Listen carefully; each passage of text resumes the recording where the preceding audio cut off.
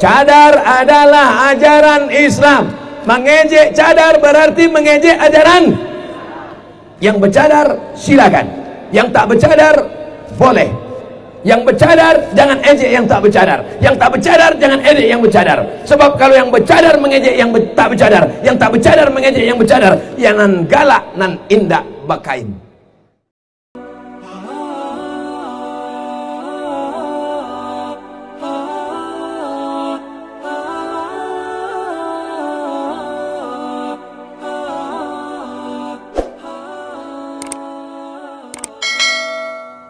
Apa boleh tidur setelah sholat subuh? Sebab di negeri kami musim hujan Ustaz, dingin. Sholat jam 5, setengah 6 sampai 7 masih gelap dan dingin. Lalu di rumah awak apalah salahnya? Misalnya lalu di rumah orang saya lah. Tapi nan saya elok-eloknya, nan diajarkan Nabi, selesai sholat subuh berzikir, berdoa, baca Quran sampai terbit matahari.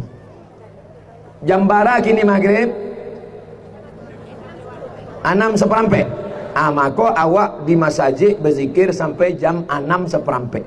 Mudah caranya. Beko kalau maghribnya 6:30, maka di masjid juga sampai jam 6:30. Kalau maghribnya kini jam 6:15, maka di masjid subuh sampai jam 6:15 salat isyraq. Habis duduk di masjid berzikir, baca Quran, berdoa, berzikir, baca Quran, berdoa. Tasbih 1000, alhamdulillah 1000, Allahu Akbar 1000, istighfar 1000, salawat 1000, baca Quran, baca Yasin.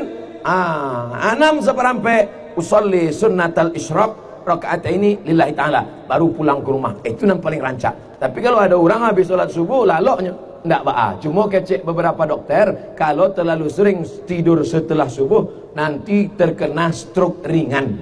Keceknya stroke ringan. Nauzubillah. Bagaimana cara mengatasi rasa marah yang terlalu tinggi, Pak Ustadz? Kalau marah sedang berdiri, duduk. Kalau marah sedang duduk, baring. Marah itu gejolak api neraka, padamkan dengan air wudu. Siram dengan air wudu. Sudah wudu tidak jauh padam, mandi. Mandi ya, tidak jauh padam, masuk ke lawi. Insya Allah bukan cuma marahnya hilang, urangnya hilang sekalian.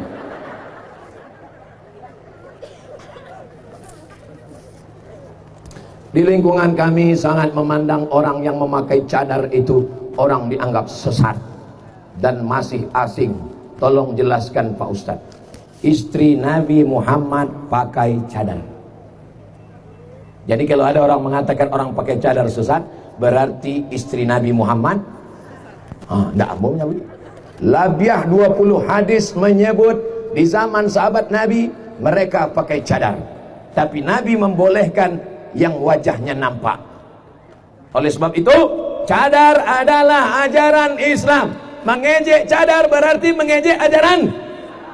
Yang bercadar silakan, yang tak bercadar boleh. Yang bercadar jangan ejek yang tak bercadar, yang tak bercadar jangan ejek yang bercadar. Sebab kalau yang bercadar mengejek yang tak bercadar, yang tak bercadar mengejek yang bercadar, yang nan galak nan indak bakain. Oleh sebab itu, jangan ejek orang bercadar. Ini kalau laki-laki pun banyak juga ejek orang bercadar. Hai ninja, kenapa melihat orang bercadar kau risau? Kenapa melihat orang bercadar awak angin? Kalau ada orang menengok orang bercadar risau, tapi menengok orang pakai rok pendek diam, itu berarti hantu setan. Otaknya sungsang. Galaknya membayangkan otak sungsang. Bagaimana dosa menjual tanah harta pusaka tinggi?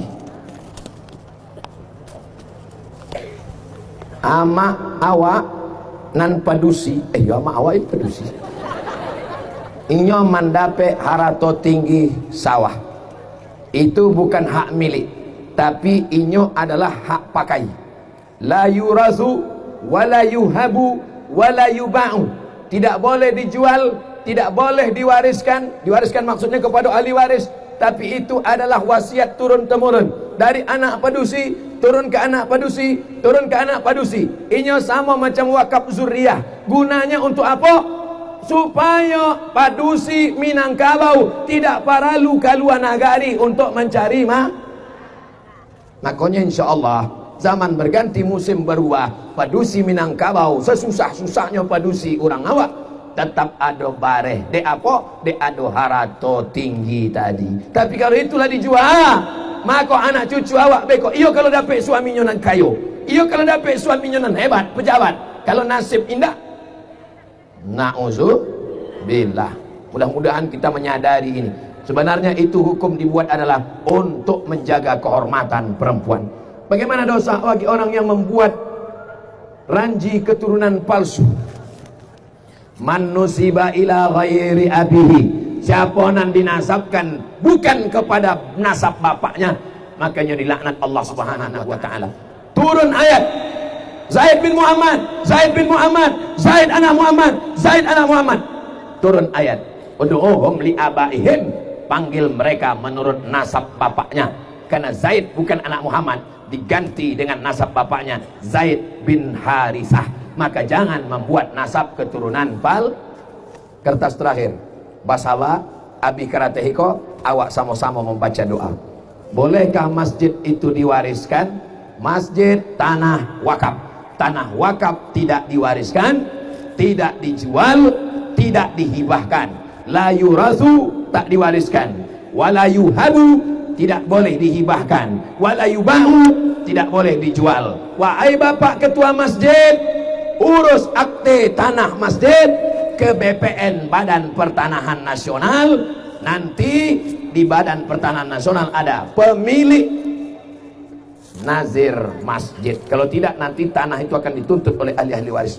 Alhamdulillah itu sudah diatur oleh Negara Kesatuan Republik Indonesia. Amin ya rabbal alamin.